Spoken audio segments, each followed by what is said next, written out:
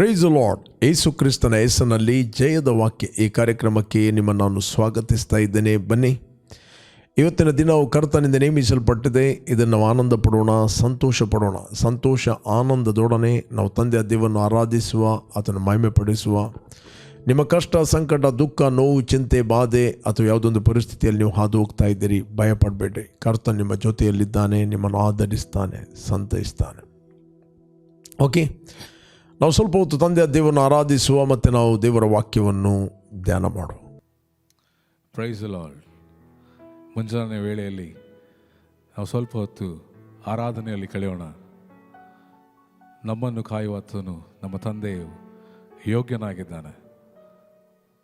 ಆತನ ಆರಾಧಿಸುವುದು ನಮಗೆ ಸೌಭಾಗ್ಯವು. ಬನ್ನಿ ಪ್ರಿಯನೇ, ಆತನನ್ನು ಆರಾಧಿಸುವ.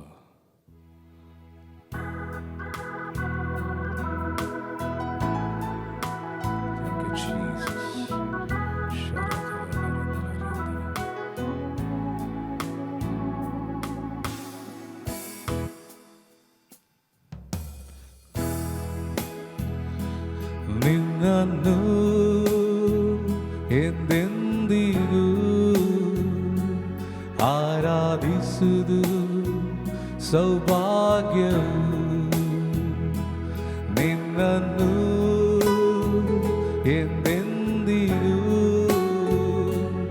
ಆರಾಧಿಸುವುದು ಸೌಭಾಗ್ಯವು.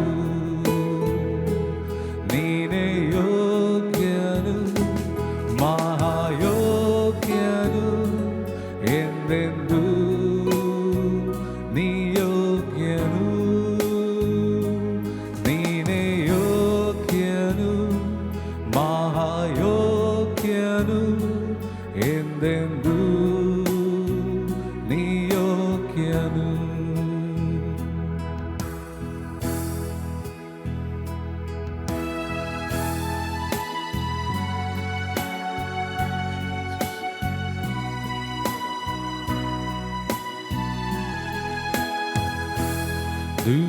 ದೂತರೊಂದಿಗೆ ಮಹಿಮೆಯುಳ್ಳವ, ಕರುಣಾಸಾಗರ ನೀನಲ್ಲವೋ. ದೂತರೊಂದಿಗೆ ಮಹಿಮೆಯುಳ್ಳವ, ಕರುಣಾಸಾಗರ ನೀನಲ್ಲವೋ. ನಿನ್ನ ಮಹಿಮೆಯು ಎಂದೆಂದೂ ನಮ್ಮಲ್ಲಿ ಇರುವುದು. ನಿನ್ನ ಮಹಿಮೆಯು ಎಂದೆಂದೂ ನಮ್ಮಲ್ಲಿ ಇರುವುದು. ನೀನೇ ಯೋಗ್ಯನು, ಮಹಾಯೋಗ್ಯನು, ಎಂದೆಂದೂ ನೀ ಯೋಗ್ಯನು. ನೀನೇ ಯೋಗ್ಯನು, ಮಹಾಯೋಗ್ಯನು, ಎಂದೆಂದೂ ನೀ ಯೋಗ್ಯನು.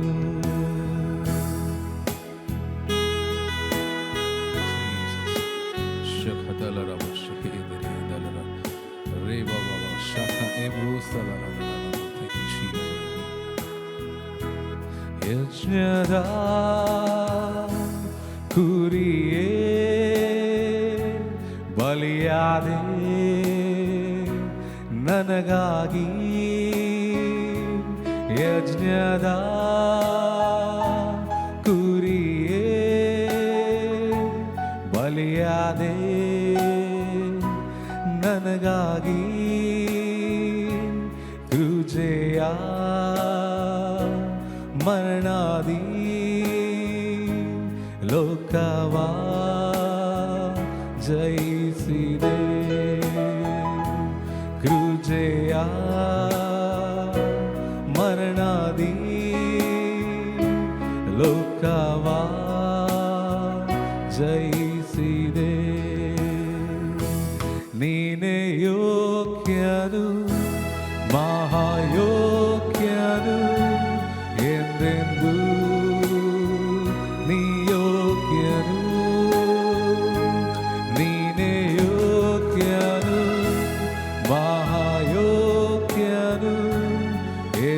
ಎಂದೆಂದೂ ನೀ ಯೋಗ್ಯನು.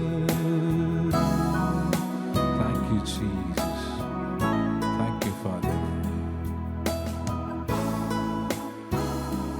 Thank you, Lord. ದೇವರ ನಾಮಕ್ಕೆ ಸ್ತೋತ್ರವಾಗಲಿ. ಇವತ್ತು ನಾವು ಧ್ಯಾನಕ್ಕೆ ತೆಗೆದುಕೊಂಡಂತಹ ದೇವರ ವಾಕ್ಯದ ಭಾಗ ಕೀರ್ತನೆಗಳಲ್ಲಿ ದಾವೀದನ ಕೀರ್ತನೆ 32ನೇ ಕೀರ್ತನೆ 1 ಮತ್ತು 2ನೇ ವಚನವನ್ನು ನಾವು ಧ್ಯಾನ ಮಾಡುವ. Psalms 32 chapter 1 and 2 versus. ಯಾವನ ದ್ರೋಹವು ಪರಿಹಾರವಾಗಿದೆಯೋ, ಯಾವನ ಪಾಪವು ಕ್ಷಮಿಸಲ್ಪಟ್ಟಿದೆಯೋ ಅವನೇ ಧನ್ಯನು. ಯೆಹೋವನು ಯಾವನ ಲೆಕ್ಕಕ್ಕೆ ಅಪರಾಧವನ್ನು ಎಣಿಸುತ್ತಿಲ್ಲವೋ, ಯಾವನ ಹೃದಯದಲ್ಲಿ ಕಪಟವಿರುವುದಿಲ್ಲವೋ ಅವನೇ ಧನ್ಯನು. Praise God. ಇಲ್ಲಿ ದಾವೀದನು ಬರೆಯುತ್ತಾನೆ, ಯಾವನ ದ್ರೋಹವು ಪರಿಹಾರವಾಗಿದೆಯೋ, ಯಾವನ ಪಾಪವು ಕ್ಷಮಿಸಲ್ಪಟ್ಟಿದೆಯೋ ಅವನೇ ಧನ್ಯನು. ಇಲ್ಲಿ ಹೇಳುವುದಿಲ್ಲ ಯಾರು ದೊಡ್ಡ ಆಸ್ತಿವಂತನಾಗಿದ್ದಾನೋ, ಅಥವಾ ಒಳ್ಳೆ ಜಾಬಲ್ಲಿದ್ದಾನೋ, ಒಳ್ಳೆ ಕೆಲಸದಲ್ಲಿದ್ದಾನೋ, ಅಥವಾ ಒಳ್ಳೆ ಆರೋಗ್ಯದಲ್ಲಿದ್ದಾನೋ ಅವನು ಧನ್ಯನು ಅಂತ ಹೇಳುವುದಿಲ್ಲ. ಅಲ್ಲಿ ಅವನು ಹೇಳುತ್ತಾನೆ, ಯಾವನ ದ್ರೋಹವು ಪರಿಹಾರವಾಗಿದೆಯೋ, ಯಾವನ ಪಾಪವು ಕ್ಷಮಿಸಲ್ಪಟ್ಟಿದೆಯೋ, ಹೀ ದ ಬ್ಲೆಸ್ಸೆಡ್ ಮ್ಯಾನ್, ಆತನು ಧನ್ಯನು. Thank god. ಪ್ರಿಯ ದೇವಜನರೇ, ಇವತ್ತು ನಮ್ಮ ದ್ರೋಹಗಳು ಪರಿಹಾರವಾಗಿ ನಮ್ಮ ಪಾಪಗಳು ಕ್ಷಮಿಸಲ್ಪಟ್ಟಿದೆ ಬಿಕಾಸ್ ಆಫ್ ಜೀಸಸ್ ಕ್ರೈಸ್ಟ್. ನಾವು ಮಾಡಿದ ಪುಣ್ಯ ಕ್ರಿಯೆಗಳಿಂದಲ್ಲ, ನಾವು ಮಾಡಿದ ಒಳ್ಳೆಯ ಕೆಲಸಗಳಿಂದಲ್ಲ. ಯೇಸು ಕ್ರಿಸ್ತನು ನಮ್ಮ ನಿಮಿತ್ತ ಕಲ್ವಾರಿ ಕ್ರೂಜೆಯಲ್ಲಿ ಪಾಪವಾದನು. ತಾನು 2 ಮರಣಗಳನ್ನು ಆತನು ಅನುಭವಿಸ್ತಾ, ಒಂದು ಶಾರೀರಿಕ ಮರಣ, ಮತ್ತೊಂದು ಆತ್ಮಿಕ ಮರಣ. ಮೊದಲು ಆತನು ಆತ್ಮಿಕವಾಗಿ ತಂದೆಯಿಂದ ಆತನು ಬೇರ್ಪಟ್ಟ ನಮ್ಮೆಲ್ಲರ ಪಾಪ ದ್ರೋಹಗಳನ್ನು ಆತನು ಕಲ್ವಾರಿ ಕ್ರೂಜೆಯಲ್ಲಿ ಆತನು ಹೊತ್ತುಕೊಂಡು ಹೋದ. ಆತನು ಯಜ್ಞದ ಕುರಿಯಾದ. ಆತನು ಯಜ್ಞದ ಕುರಿಯಾದದ್ದು ಕೇವಲ ಯಹೂದ್ಯರಿಗೋಸ್ಕರ ಅಲ್ಲ, ಅಥವಾ ಕ್ರೈಸ್ತರಿಗೋಸ್ಕರ ಅಲ್ಲ, ಇಡೀ ಲೋಕದ ಪಾಪವನ್ನು ತೆಗೆಯುವಂಥ ಯಜ್ಞದ ಕುರಿ. ಇಲ್ಲಿ ನಾವು ನೋಡಲಿಕ್ಕೆ ಹೋದರೆ ನಮಗೆ ಸಿಗ್ತದೆ, ಯೋಹಾನ ಸುವಾರ್ತೆಯಲ್ಲಿ 1ನೇ ಅಧ್ಯಾಯ 29ನೇ ವಚನ ಓದಿದರೆ ನಮಗೆ ಸಿಗ್ತದೆ. ಮರುದಿನ ಯೋಹಾನನು ತನ್ನ ಕಡೆಗೆ ಬರುವ ಯೇಸುವನ್ನು ನೋಡಿ, ಅಗೋ, ಯಜ್ಞಕ್ಕೆ ದೇವರು ನೇಮಿಸಿದ ಕುರಿ, ಲೋಕದ ಪಾಪವನ್ನು ನಿವಾರಣೆ ಮಾಡುವವನು. Praise God. ಯೋಹಾನನು ಹೇಳ್ತಾನೆ, ದೇವರು ಯಜ್ಞಕ್ಕೆ ನೇಮಿಸಿರುವ ಕುರಿ, ನಂಬರ್ 1. ನಂಬರ್ 2, ಲೋಕದ ಪಾಪವನ್ನು ನಿವಾರಣೆ ಮಾಡುವವನು. ಕ್ರೈಸ್ತರ ಪಾಪ ಅಂತ ಬರೆಯಲಿಲ್ಲ, ಅಥವಾ ಯಾವುದೇ ಯಹೂದ್ಯರ ಪಾಪ ಅಂತ ಬರೆಯಲಿಲ್ಲ. ಲೋಕ ಅಂತ ಹೇಳಿದರೆ ಲೋಕದಲ್ಲಿರುವ ಎಲ್ಲ ಜನರ ಪಾಪಗಳನ್ನು ನಿವಾರಣೆ ಮಾಡುವಂಥ ಆತನು ಕುರಿ. Praise God. ನಮ್ಮ ಪಾಪಕ್ಕೆ ಪರಿಹಾರವಾಗಿ ಯೇಸು ಕ್ರಿಸ್ತನು ಯಜ್ಞದ ಕುರಿಯಾಗಿ ಆತನು ತನ್ನನ್ನು ದೇವರ ಚಿತ್ತಾನುಸಾರವಾಗಿ ಆತನು ಒಪ್ಪಿಸಿಕೊಟ್ಟನು. ಇವತ್ತು ಇಡೀ ಲೋಕದ ಪಾಪವನ್ನು, ಅಪರಾಧವನ್ನು ಆತನು ತನ್ನ ದೇಹದ ಮೇಲೆ ಹೊತ್ತುಕೊಂಡು ಹೋದ. 2 ಸಂಗತಿ. ಒಂದು, ಆತನು ಅಪರಾಧಗಳನ್ನು ಕ್ಷಮಿಸಿದ್ದಾನೆ. ಆ ಅಪರಾಧಕ್ಕೆ ಇರುವಂಥ ಶಿಕ್ಷೆಯನ್ನು ಕೂಡ ಆತನು ಪರಿಹರಿಸಿದ್ದಾನೆ. ಕೆಲವರು ಹೇಳ್ತಾರೆ, ದೇವರು ನಮ್ಮ ಪಾಪಗಳನ್ನು ಕ್ಷಮಿಸಿದ್ದಾನೆ, ಬಟ್ ಶಿಕ್ಷೆಯನ್ನು ಇಟ್ಟಿದ್ದಾನಂತ. ಅದು ಸರಿಯಾದ ಉತ್ತರ ಅಲ್ಲ. ಆತನು ನಮ್ಮ ಪಾಪಗಳನ್ನು ಕ್ಷಮಿಸಿದ್ದಾನೆ, ನಮ್ಮ ಅಪರಾಧಗಳನ್ನು ಪರಿಹರಿಸಿದ್ದಾನೆ. ನಮಗೆ ಬರುವಂಥ ದಂಡನೆ, ತೀರ್ಪು ಮತ್ತು ನಮ್ಮ ಮೇಲಿರುವ ಶಿಕ್ಷೆಯನ್ನು ಆತನು ತನ್ನ ದೇಹದ ಮೇಲೆ ಹೊತ್ತುಕೊಂಡು ಹೋಗಿದ್ದಾನೆ. ಓಕೆ. ಇವತ್ತು ಯಾವುದೇ ಒಂದು ಪುಣ್ಯ ಕ್ರಿಯೆಗಳಿಲ್ಲದೆ, ಯಾವುದೇ ಒಂದು ಒಳ್ಳೆಯ ಕೆಲಸ ಇಲ್ಲದೆ, ಯಾವುದೇ ಹಿನ್ನೆಲೆಯನ್ನು ನಮ್ಮ ದೇವರು ನೋಡದೆ ನಮ್ಮ ಅಪರಾಧಗಳನ್ನು ಪರಿಹರಿಸಿ ನಮ್ಮ ಪಾಪಗಳನ್ನು ಆತನು ಕ್ಷಮಿಸ್ತಾನೆ. ಅದಕ್ಕೋಸ್ಕರ ದಾವೀದನು ಹೇಳ್ತಾನೆ, ಯಾರ ಅಪರಾಧಗಳು ಪರಿಹಾರವಾಗಿದೆಯೋ, ಯಾರ ಪಾಪಗಳು ಕ್ಷಮಿಸಲ್ಪಟ್ಟಿದೆಯೋ ಅವರೇ ಧನ್ಯರು. They are blessed. ಇವತ್ತು ಪ್ರಿಯರೇ, ನಾವು ಆಶೀರ್ವಿಸಲ್ಪಟ್ಟವರು. We are bless. ನಮ್ಮ ಪಾಪಗಳು ಕ್ಷಮಿಸಲ್ಪಟ್ಟಿದೆ, ನಮ್ಮ ಅಪರಾಧಗಳು ಕ್ರಿಸ್ತನಲ್ಲಿ ಪರಿಹಾರವಾಗಿದೆ. ಅದಕ್ಕೋಸ್ಕರ ದೇವರ ವಾಕ್ಯ ಹೇಳ್ತದೆ, ಎಫೆಸರಿಗೆ ಬರೆದ 1ನೇ ಅಧ್ಯಾಯ 7ನೇ ವಚನದಲ್ಲಿ, ಓದಿದರೆ ನಮಗೆ ಸಿಗ್ತದೆ. ಈತನು ನಮಗೋಸ್ಕರ ತನ್ನ ರಕ್ತವನ್ನು ಸುರಿಸಿದ್ದರಿಂದ ನಮ್ಮ ಅಪರಾಧಗಳು ಪರಿಹಾರವಾಗಿ ನಮಗೆ ಬಿಡುಗಡೆ ಆಯಿತು. ಇದು ದೇವರ ಕೃಪಾತಿಶಯವೇ. ಬೈಬಲ್ ಹೇಳ್ತದೆ, ಈತ ನಮಗೋಸ್ಕರ ತನ್ನ ರಕ್ತವನ್ನು ಸುರಿಸಿದ್ದರಿಂದ ನಮ್ಮ ಅಪರಾಧಗಳು ಪರಿಹಾರವಾಗಿ ನಮಗೆ ಬಿಡುಗಡೆ ಆಯಿತು. ಇದು ದೇವರ ಕೃಪಾತಿಶಯವೇ. This the grace of god.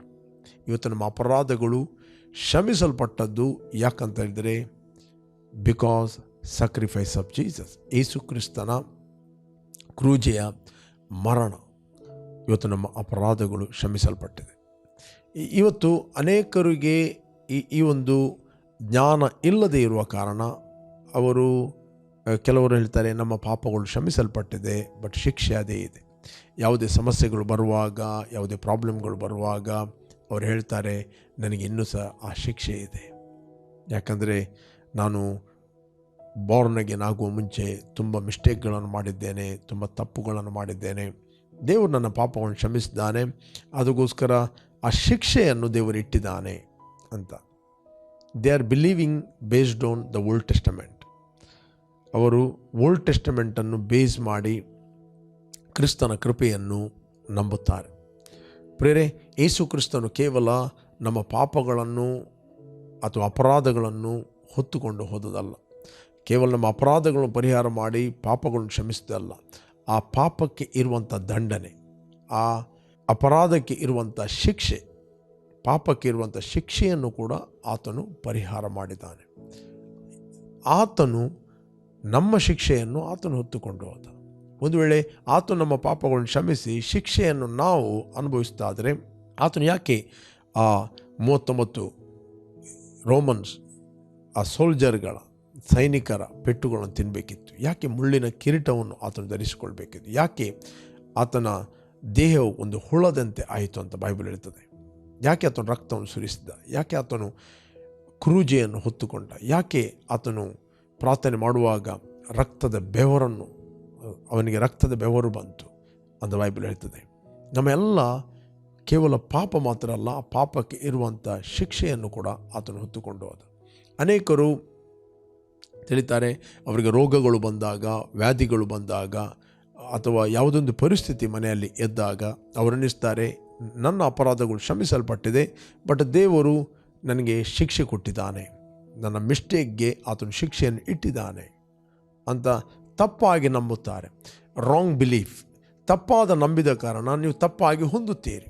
Okay, ನಿನ್ನ ನಂಬಿಕೆ ನಿನ್ನನ್ನು ಗುಣಪಡಿಸ್ತದೆ, ನಿನ್ನ ನಂಬಿಕೆ ನಿನ್ನನ್ನು ಜಯದಲ್ಲಿ ನಡೆಸ್ತದೆ, ನಿನ್ನ ನಂಬಿಕೆ ನಿನ್ನನ್ನು ನೀತಿವಂತನಾಗಿ ಮಾಡುತ್ತದೆ. ನೀನಿವತ್ತು ನೀತಿವಂತನಾಗುವಂಥದ್ದು ನಿನ್ನ ನಂಬಿಕೆಯ ಮೂಲಕ. ಅದಕ್ಕೋಸ್ಕರ ಇದೇ ವಚನವನ್ನು ಅಪೊಸ್ತಲ ಪೌಲನು ಕೂಡ ಮಾತಾಡುತ್ತಾನೆ. ರೋಮಾಪುರದ ಪತ್ರಿಕೆ 4ನೇ ಅಧ್ಯಾಯದಲ್ಲಿ ನಾನು ಓದ್ತೇನೆ. 4ನೇ ಅಧ್ಯಾಯ 1ನೇ ವಚನ.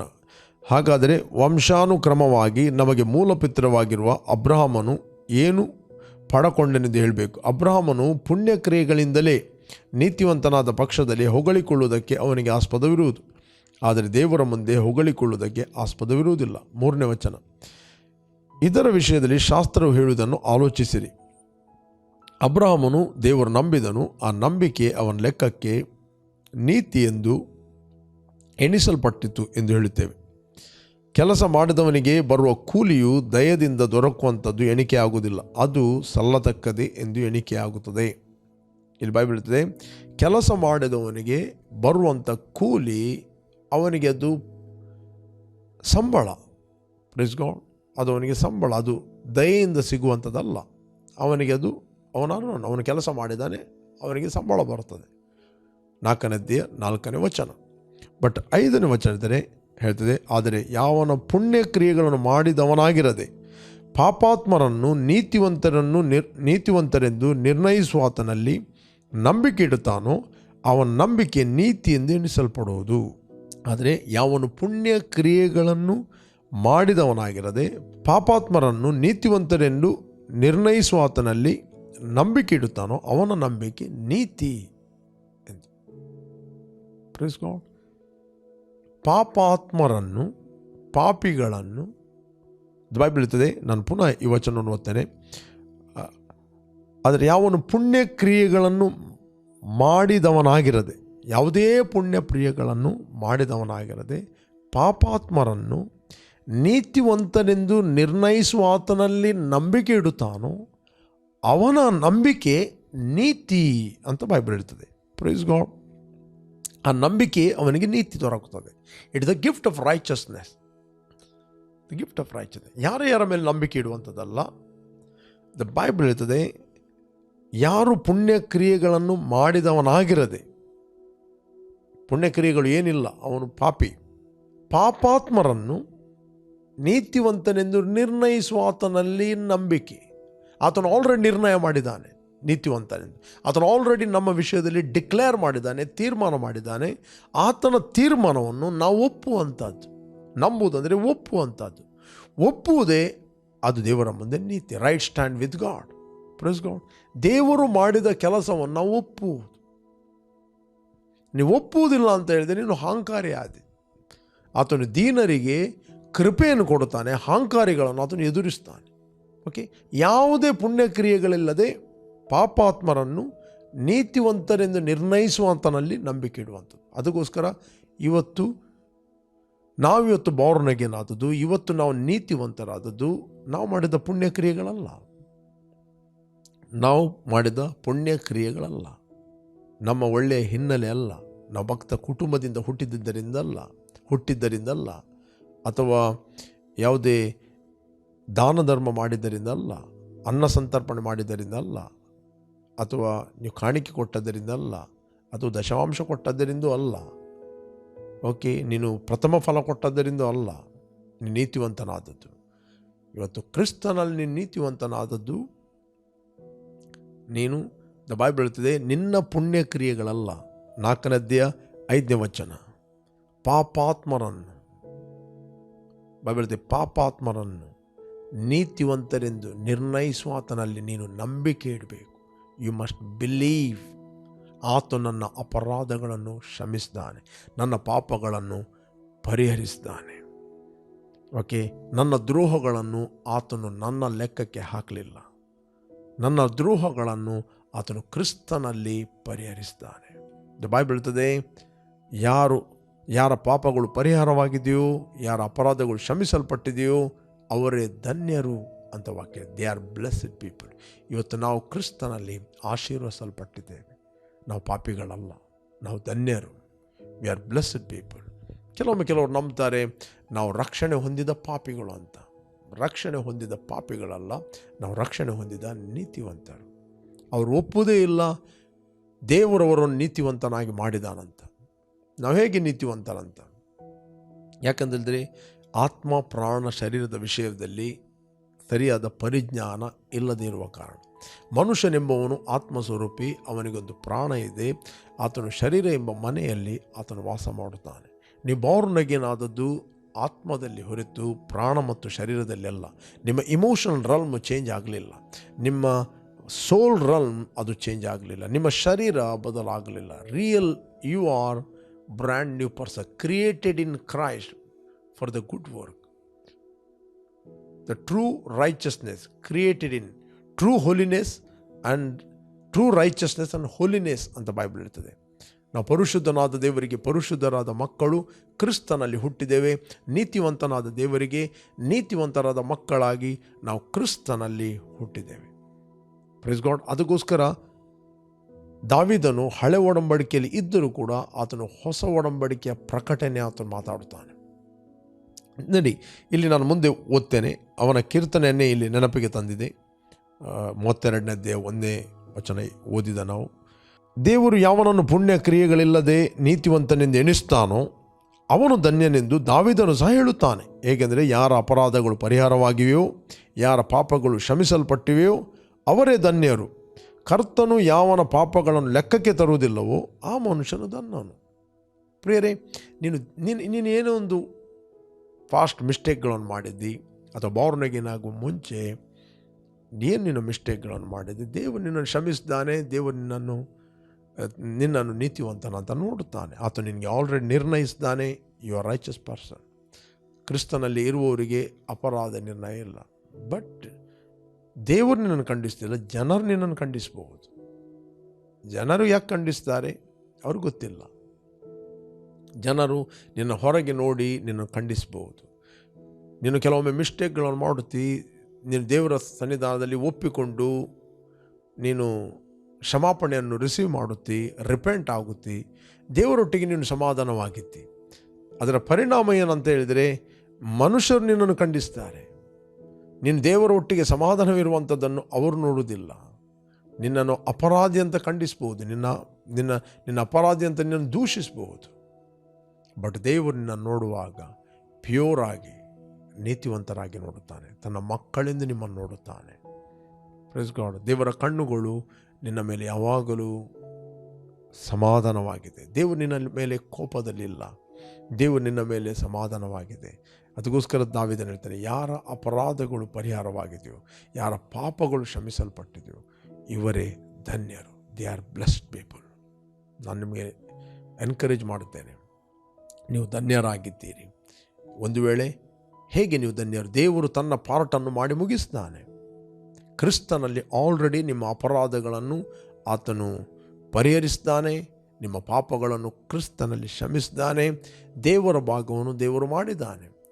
ಲೋಕದಲ್ಲಿ ಪಾಪದ ಸಮಸ್ಯೆ ಈಗ ಇಲ್ಲ. ಇಡೀ ಲೋಕದ ಪಾಪವನ್ನು ಯೇಸು ಕ್ರಿಸ್ತನು ಯಜ್ಞದ ಕುರಿಯಾಗಿ ತನ್ನ ಮೇಲೆ ಹೊತ್ತುಕೊಂಡು ಹೋಗಿದ್ದಾನೆ. ದೇವರು ತನ್ನ ಕೋಪವನ್ನು ಕ್ರಿಸ್ತನ ಮೇಲೆ ಹಾಕಿದ್ದಾನೆ. ದೇವರು ನಮ್ಮ ಮೇಲಿದ್ದ ಜಡ್ಜ್ಮೆಂಟನ್ನು ಕ್ರಿಸ್ತನ ಮೇಲೆ ಹಾಕಿದ್ದಾನೆ.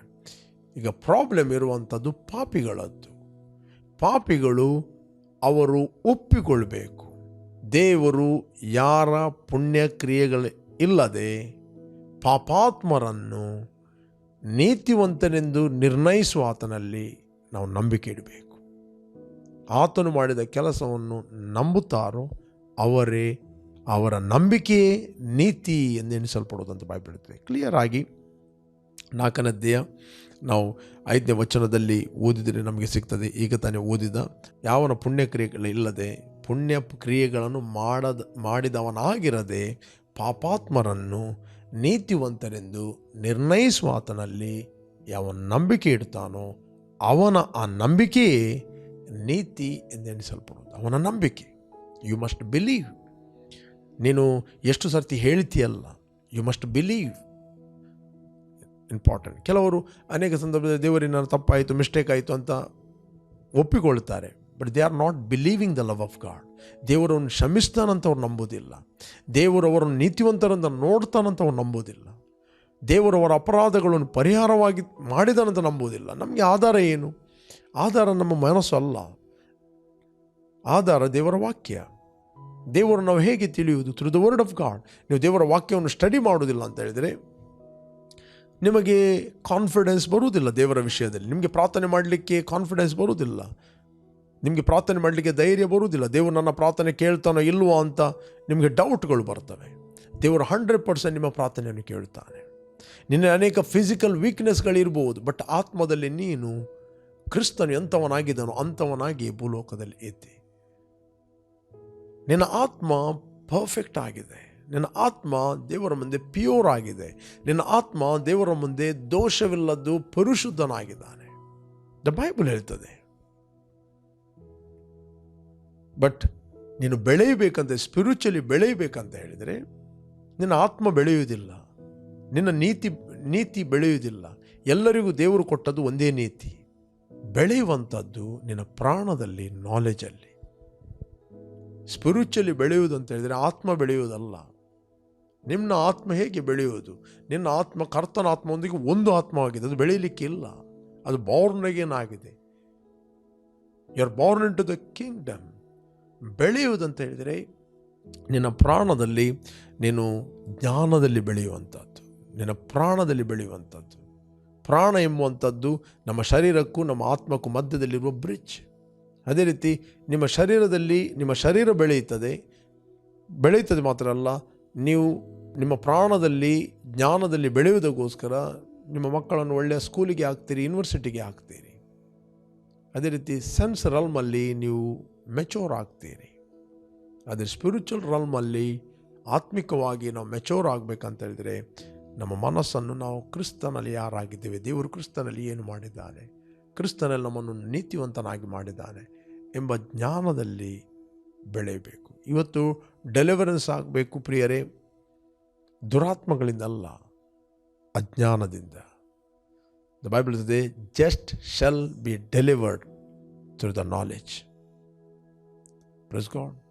ನೀತಿವಂತನು ತಿಳುವಳಿಕೆಯಿಂದಲೇ ಬಿಡುಗಡೆ ಹೊಂದುತ್ತಾನೆ. Just shall be delivered through knowledge. Bible ಇದೆ ಅಂದರೆ ನೀತಿವಂತನು ಆತನು ಜ್ಞಾನದ ಮೂಲಕ ಬಿಡುಗಡೆಯನ್ನು ಹೊಂದುತ್ತಾನೆ. ಬೇರೆ ನೀವೆಲ್ಲಿಂದ ವೀಕ್ಷಿಸ್ತಾ ಇದ್ದೀರಿ? ನೀವು ಒಂದು ವೇಳೆ ಫಸ್ಟ್ ಟೈಮ್ ವೀಕ್ಷಿಸ್ತಾ ಇದ್ದರೆ, ನೀವು ಯೇಸುವನ್ನು ರಕ್ಷಕನ ಒಡೆಯನೆಂದು ಅಂಗೀಕಾರ ಮಾಡದಿದ್ದರೆ, ಇದು ನಿಮ್ಮ ಸಮಯ. ನಿಮ್ಮ ಹೃದಯದಲ್ಲಿ ಯೇಸುವನ್ನು ಕರೆಯಿರಿ. ಆತನು ನಿಮ್ಮ ಅಪರಾಧಗಳನ್ನು ಪರಿಹರಿಸ್ತಾನೆ, ನಿಮ್ಮ ಪಾಪಗಳನ್ನು ಕ್ಷಮಿಸ್ತಾನೆ.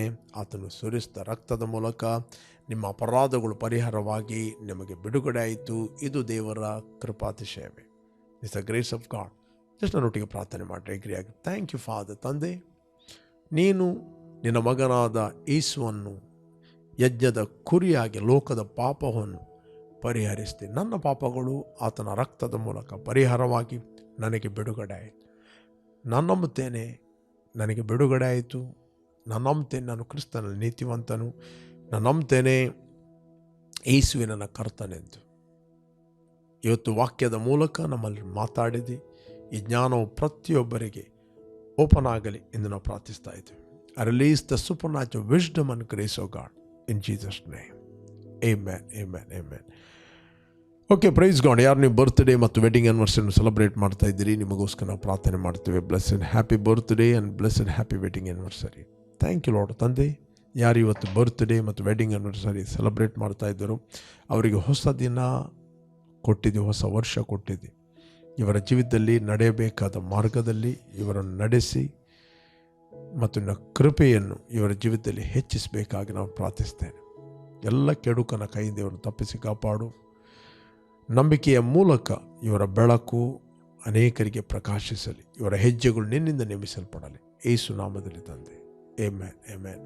ಓಕೆ, ಜಯದ ವಾಕ್ಯ ಈ ಕಾರ್ಯಕ್ರಮವನ್ನು ಪ್ರತಿದಿನ ಬೆಳಿಗ್ಗೆ ಬಿಗ್ ಜೆ ಟಿವಿಯಲ್ಲಿ 7 ಗಂಟೆಯಿಂದ 7:30ಕ್ಕೆ ವೀಕ್ಷಿಸಿರಿ. 7:30ರಿಂದ 8 ಗಂಟೆ ಇದೇ ಕಾರ್ಯಕ್ರಮವನ್ನು ನಮ್ಮ ಯೂಟ್ಯೂಬ್ ಚಾನಲಲ್ಲಿ ವರ್ಡ್ ಆಫ್ ವಿಕ್ಟರಿ ರಿಪೀಟ್ ಆಗಿ ನೀವು ಕೇಳ್ಬೋದು. ಸಂಜೆ 7 ಗಂಟೆಯಿಂದ 8 ಗಂಟೆ ಫೇಸ್ಬುಕ್ ಮತ್ತು ಯೂಟ್ಯೂಬಲ್ಲಿ ನಾನು ಲೈವ್ ಆಗಿ ಮಾತಾಡ್ತೇನೆ. ಈವ್ನಿಂಗ್ ಪ್ರೇಯರ್ಗೆ ಜಾಯ್ನ್ ಆಗಿರಿ. ಫೇಸ್ಬುಕ್ ಮತ್ತು YouTube word of victory. wordofvictory.in ಅಂತ ವೆಬ್ಸೈಟ್ ಇದೆ. ಅದರಲ್ಲಿ ಸ್ಪೀಕ್ ಲೈಫ್ ಅಂತ ನೀವು ಕ್ಲಿಕ್ ಮಾಡಿದ್ರೆ ನಿಮಗೆ 4 ಭಾಷೆಯಲ್ಲಿ ಅರಿಕೆ ಸಿಗ್ತದೆ: Kannada, English, Hindi, Konkani. Okay, you bless. Continue ಆಗಿ ಬಿಗ್ ಜೆ ಟಿವಿಯಲ್ಲಿ ಮತ್ತು ನಮ್ಮ ವರ್ಡ್ ಆಫ್ ವಿಕ್ಟರಿ ಚಾನಲ್ ನೀವು ಜಯದ ವಾಕ್ಯವನ್ನು ವೀಕ್ಷಿಸಿರಿ ಮತ್ತು ಅನೇಕರಿಗೆ ನೀವು ಶೇರ್ ಮಾಡಿರಿ. You bless. ಆಮೆನ್.